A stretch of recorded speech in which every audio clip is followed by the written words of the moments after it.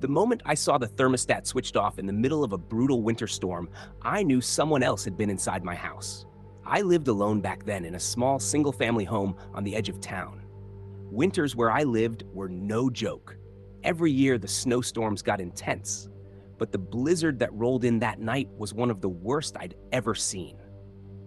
By late afternoon, the wind was howling so loudly that it sounded like the entire house was groaning under the pressure. The weather reports had warned everyone to stay home, and I was lucky enough to have the day off work.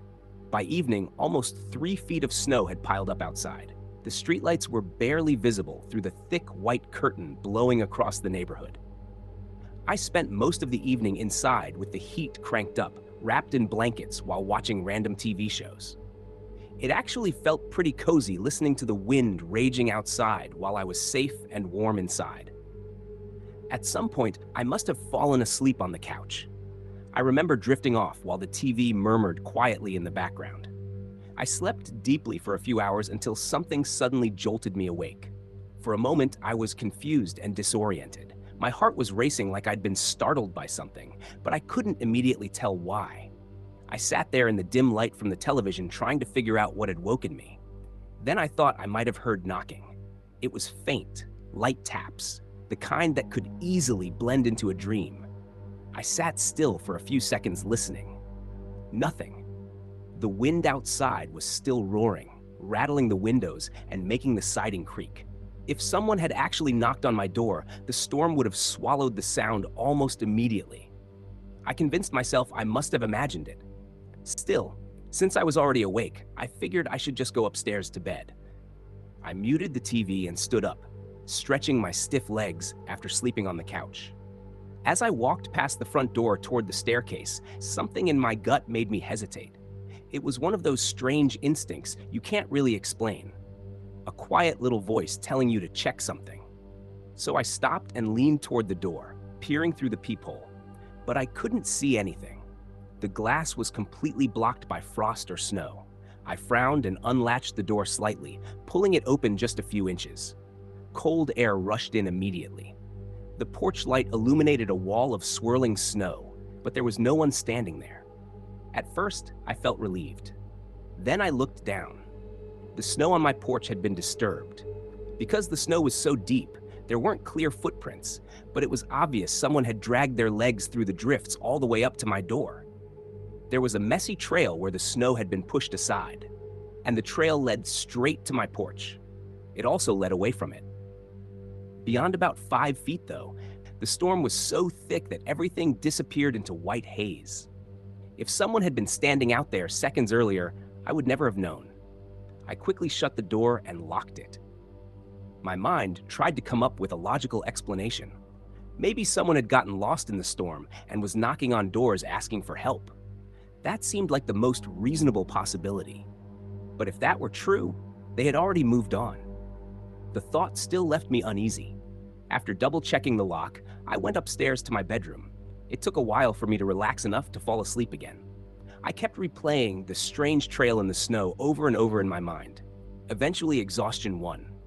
But when I woke up again, something felt terribly wrong. The first thing I noticed was the cold. Not just cool or slightly chilly, freezing. I was shivering so badly that my teeth were clattering together. My breath came out in visible white clouds in front of my face. For a second, I honestly thought the window had somehow broken. I sat up in bed and whispered, "What the hell?" The room was dark and quiet. All the windows were closed. The heat had been running all day. There was no reason the house should be this cold. I checked the time on my phone. Only 2 hours had passed since I'd gone upstairs. That made even less sense. Pulling my blanket tighter around me, I stepped into the hallway. The entire house felt like a refrigerator. Cold air bit at my skin with every step. Outside temperatures were below zero that night, and it honestly felt like the inside of the house wasn't much warmer. A disturbing thought crossed my mind. What if the front door had somehow blown open? Images from horror movies popped into my head, wet footprints across the floor, snow melting on the carpet. Trying to calm myself down, I walked downstairs slowly. The living room was dark except for the faint blue glow from the muted television. The front door was still closed. There were no wet footprints. Nothing looked disturbed. I exhaled a breath I hadn't realized I was holding. Then I walked over to the thermostat mounted on the wall near the hallway. The moment I looked at it, my stomach dropped. The dial had been turned to off. I stared at it in disbelief. I was absolutely certain I hadn't touched it. And even stranger, the small digital screen on it was completely blank. No numbers, no lights, nothing. It looked like the entire system had been shut down. My mind started racing. If someone had broken into my house, why would they turn off the heat? Where were they now? The house suddenly felt much darker and more silent than before. For a moment, I stood there debating what to do. Part of me wanted to search the house. Another part of me wanted to grab my phone and call the police immediately. But then that embarrassing thought crept in.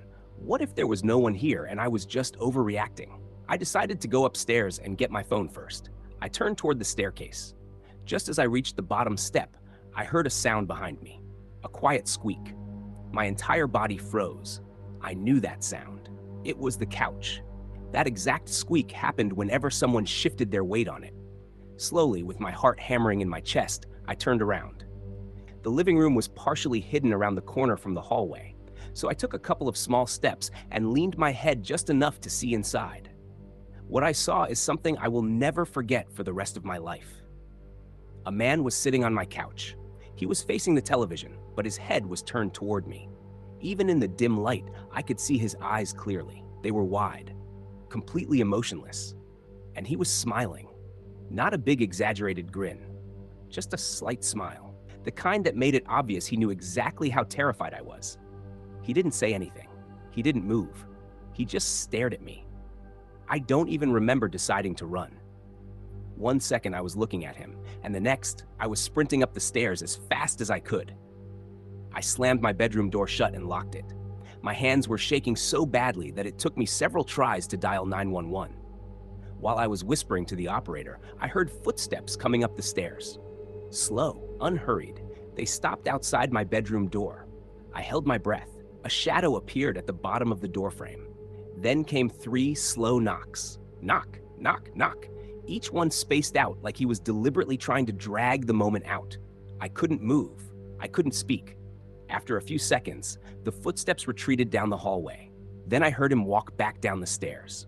The operator kept telling me officers were on the way. But those 20 minutes waiting for them felt like hours. When the police finally arrived and searched the house, the man was gone. There were no new tracks in the snow outside besides the ones I'd seen earlier. The officers believed he had picked the lock on the front door, but I still struggle to believe that. He hadn't looked like someone capable of carefully picking a lock. He had looked unhinged.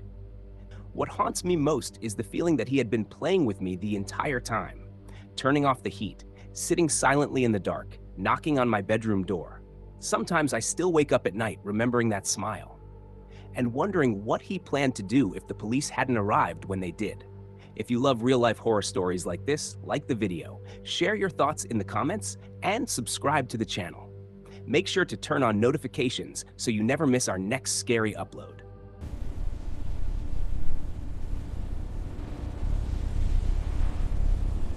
The first time my dog reacted to him, I didn't see anything. But looking back now, I'm almost certain that was the moment he started following us.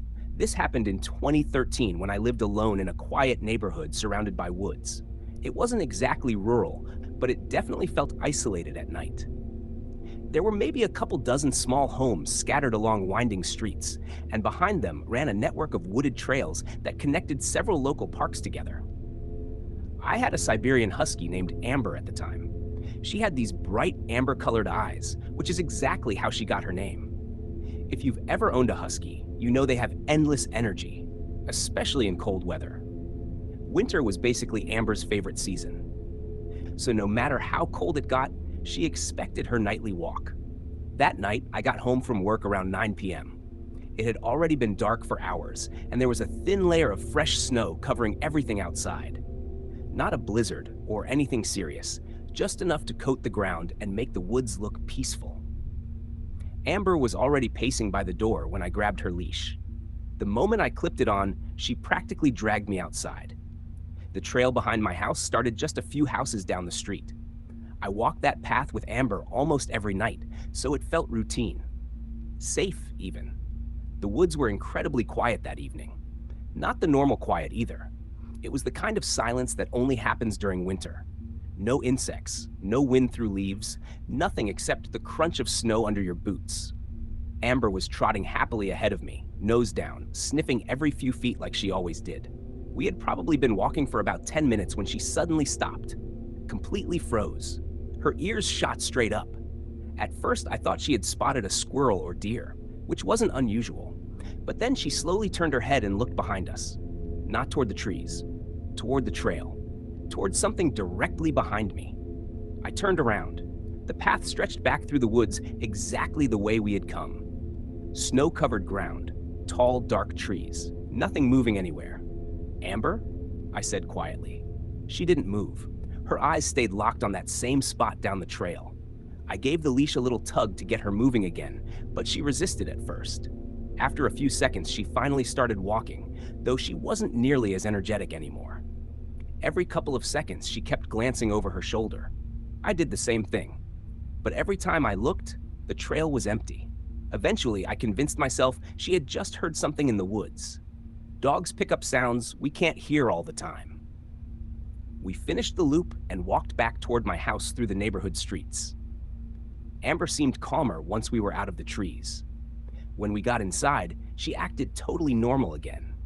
I filled her food bowl and tossed some leftovers into the microwave for myself. Within 10 minutes, though, Amber suddenly started howling. It startled me so badly I almost dropped my plate. Her howl wasn't playful or excited either. It was scared. I rushed into the living room and found her standing in front of the big front window. She was staring outside and whining. "Hey, hey," I said softly, kneeling beside her. I stepped closer to the glass to see what she was looking at. At first, I didn't notice anything strange. The yard was dark, and most of the window had frosted over from the cold outside. Only a small, clear patch remained where I could see through the glass. Then something about that patch caught my attention. The frost around it looked melted. Not just slightly. It was like someone had been breathing on the glass from the outside. I felt a sudden chill crawl up my spine. There wasn't any logical reason for that frost to be gone in such a perfect oval shape. Unless someone's face had been right there, watching inside. I quickly pulled the blinds down. Amber stayed close to me, still whining softly. I tried to come up with a rational explanation. Maybe the temperature difference caused the frost to melt unevenly. Maybe I was just letting my imagination run wild. Still, I decided to walk around the house and check the other windows. Everything looked normal. No footprints in the snow, no shadows moving through the yard. Eventually, Amber calmed down enough to lie down beside the couch. I sat back down and turned on a movie to distract myself. For a while, everything felt normal again. Amber rested her head on my lap while I watched TV. The warmth from her fur and the sound of the movie helped my nerves settle down. At least an hour passed, maybe closer to 2. Then Amber suddenly lifted her head, her ears perked up, and she looked directly at the front door. A split second later, someone knocked, loud. 3 sharp bangs against the wood. Amber jumped up barking. I quickly hushed her so I could listen. Then a man's voice called through the door. "Hello? Anyone home?" I froze. "I'm kind of lost," the man continued. "Could you help me with directions for a minute?" Something about his voice immediately made me uneasy. It wasn't the words. It was the tone. He sounded oddly calm, almost rehearsed. I stayed silent.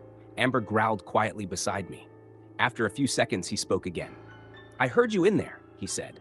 "I know someone's home." My heart started beating faster. "I just need directions," he continued. "It's freezing out here."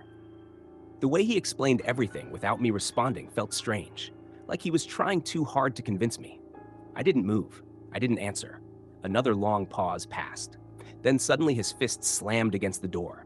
The noise made both me and Amber jump. "You're a real piece of work," he said flatly. There was no anger in his voice, no emotion at all, just cold words. "This will come back around." I heard footsteps on the porch. Then they faded away into the night. For several minutes, I didn't move. Eventually, curiosity got the better of me, and I slowly walked to the window. I carefully tilted one of the blinds just enough to peek outside. The yard was empty. No one standing on the porch. No one walking down the street. He had completely vanished. I debated calling the police. Technically, nothing had happened besides someone knocking on my door. Still, the entire interaction felt wrong. After about 30 minutes of thinking it over, I decided to call the non-emergency police line and report it. That way, at least the incident would be documented. Once I hung up, I knew there was no way I was going to sleep anytime soon. So I turned the TV volume down and stayed on the couch with Amber beside me. About 40 minutes later, I noticed light moving through the blinds. Headlights. A car was slowly driving down my street. As the light got closer, the engine sound grew louder. Then suddenly both the lights and engine shut off. The car coasted quietly to a stop, right outside my house. Every muscle in my body tightened. I stayed still on the couch, listening. Minutes passed. The car didn't move. Finally, I walked over to the window again and slightly bent one of the blinds downward. Parked along the curb was an older car. Dark-colored, maybe black or dark gray. The headlights were off, and I couldn't see anyone inside.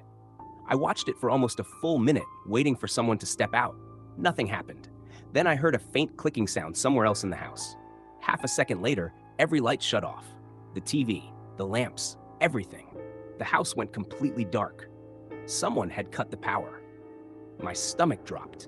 This time, I didn't hesitate. I grabbed my phone and dialed 911. While I whispered to the operator, loud pounding suddenly started at the front door. Over and over, each hit shaking the door in its frame. Amber barked furiously beside me. I told the operator everything I could about the man earlier, the car outside, the power going out. Then the pounding suddenly stopped. Footsteps ran across the porch toward the window. I pulled back just as someone appeared outside. I couldn't see his face clearly through the blinds, but I could tell he was standing right there, waiting, listening. I stayed completely silent. The operator told me officers were already on the way. After a few minutes, the man finally walked away. Amber kept barking the entire time. When the officer arrived, I cautiously looked out the window again. The car was gone. The only thing left were footprints in the snow leading away from where it had been parked. The officer took my report and checked around the house, but whoever it was had disappeared. For weeks afterward, I couldn't shake the feeling that the man had been watching me long before he knocked on my door. Amber noticing something on the trail, the melted frost on the window, the car coming back later. It all felt connected. And sometimes I wonder what would have happened if I had opened the door when he asked for help. Because deep down, I'm almost certain about one thing. That man didn't want directions. He wanted me. And if Amber hadn't warned me that night, I might never have been seen again. If these stories are giving you chills so far, leave a like, comment your thoughts below, and subscribe for more true horror stories. Don't forget to turn on notifications so you're the first to hear the next terrifying story. Story 3. The strangest part of that night wasn't the kidnapping. It wasn't being dragged through the snow by two men I'd never seen before. It was the moment afterward, when I realized they hadn't taken a single dollar from the gas station, which meant they were never there to rob the place in the first place. I had been working the night shift at a small gas station just outside the city for a little over 6 years. The store sat right along a highway that most travelers used when entering or leaving town. Because of that, the place stayed busy during the day with commuters, truckers, and people grabbing snacks before long drives. But at night, especially after midnight, it got incredibly quiet. The station itself wasn't completely isolated, but once you passed our location heading out of town, there was almost nothing for miles except empty fields and scattered trees. It always gave the place a strange feeling late at night, like we were sitting on the edge of civilization. Normally, that never bothered me. I had worked enough overnight shifts that I was used to the silence. But the night this happened, something felt off long before anything actually went wrong. It was early winter, and a steady snowfall had been coming down since the evening. Not a blizzard, but enough to coat the roads and make most people stay home. Because of that, business was slower than usual. For the first couple of hours, my shift felt completely normal. I stayed behind the counter, scrolling on my phone, and occasionally helping the few drivers who stopped for gas. Around 1 in the morning, the store phone suddenly rang. That alone was unusual. We almost never received phone calls overnight unless it was the owner or my manager calling about something work-related. When I looked at the caller ID, it just showed an unknown number. I picked up the phone and gave the usual greeting. "Gas station, how can I help you?" For a second, I thought the line was dead. Then I heard faint noises. It sounded like wind blowing across the microphone. Somewhere in the background, I could also hear a man's voice, but the words were too distorted to understand. "Hello?" I said again. The line stayed silent except for that crackling sound. After several seconds, I hung up. It didn't feel like a prank call. It felt more like someone had accidentally dialed the store while outside in the wind. I shrugged it off and went back to killing time behind the counter. About 10 minutes later, I decided to go outside and clear snow from around the pumps before it piled up too much. I grabbed my coat and pushed the maintenance cart out onto the lot. The cold hit me immediately. The wind had picked up since earlier, and the falling snow blew sideways through the bright lights above the pumps. I started moving from pump to pump, brushing snow away and making sure the card readers weren't getting covered. But while I was out there, a strange feeling crept over me. It's hard to explain exactly what it was. I just felt watched. Every time I bent down to clean something, I had the urge to glance over my shoulder. The parking lot was completely empty, and the highway beyond it had no cars passing by. Still, the uneasy feeling stayed with me. After a few minutes, I started convincing myself it was just my imagination. Working overnight shifts alone can mess with your head sometimes. Even so, I finished the job faster than usual and headed back inside. The moment the glass door closed behind me, the feeling faded almost instantly.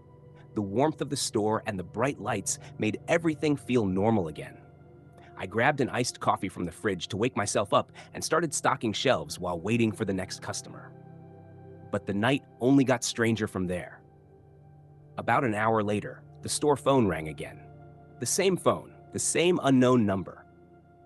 I started walking toward the counter to answer it, but just before I picked up, the ringing stopped. The call dropped. I stood there staring at the phone for a moment, remembering the strange call from earlier. Something about it bothered me more this time. I shook off the thought and walked back toward the aisles to continue stocking. That's when I noticed someone outside. Through the glass doors, I saw a figure walking across the snowy parking lot. He was coming from the darkness beyond the lights and slowly making his way toward the building. I hadn't seen a car arrive, which meant he must have walked there. About 30 seconds later, the door opened and the man stepped inside. The moment I saw his face, something in my chest tightened. He was tall, probably well over 6 feet. Broad shoulders, heavy build. But it wasn't his size that bothered me. It was his expression. His eyes looked empty. Not angry, not friendly. Just blank. I gave my usual greeting from behind the counter, but the words caught awkwardly in my throat when he stared at me. He didn't respond. Instead, he slowly started walking through the aisles. At first, it looked like he was browsing snacks or drinks like any other customer. But the longer I watched him, the stranger his behavior seemed. He wasn't really looking at anything. He was just moving slowly through the store, occasionally glancing in my direction.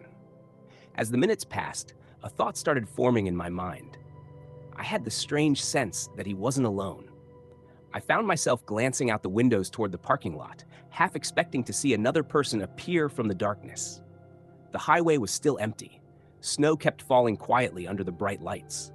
Inside the store, everything felt unusually silent. The man eventually stopped at the end of one aisle and looked directly at me.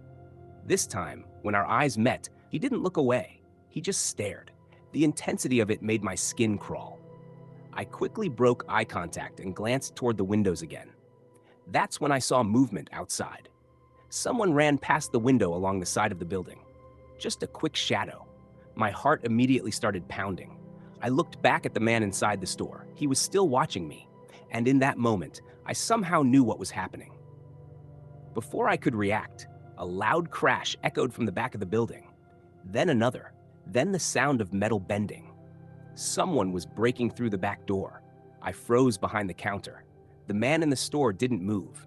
He kept staring at me as the noises continued in the back room. That's when I realized his role in all of this.